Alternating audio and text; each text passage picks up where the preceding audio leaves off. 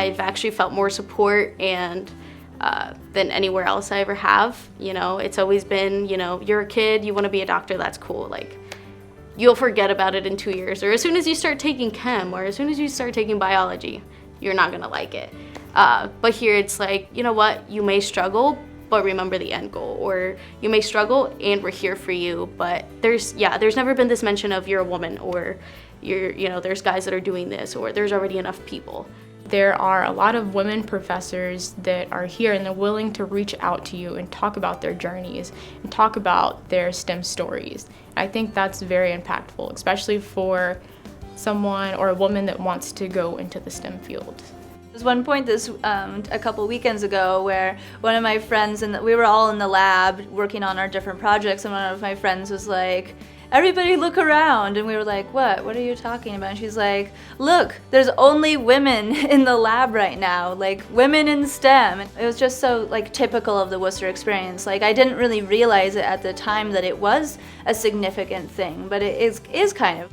Our computer science department is 2/3 female. That is literally not true at any department in the country of any size, where you would have, next year we've just hired our 4th computer scientist who's also female. We've got like the only 3 female computer scientists in the country, basically.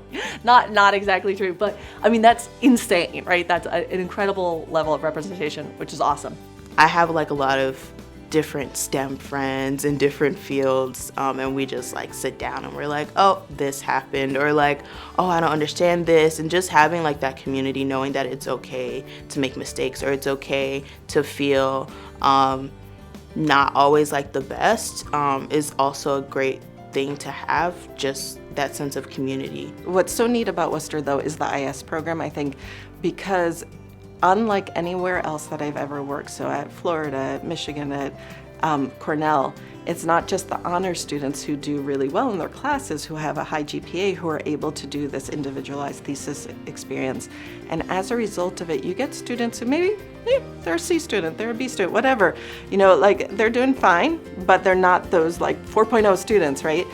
And they come into these research experiences, and those students often are the ones who just blow IS out of the water and are the most incredibly creative students and hardworking students. And so you get a very different experience with all of your students than you would at other schools. I was like, wow, this is a neat department. And this professor is genuinely looking out for me and looking for the best for me, and wants to, he wants me to thrive, you know.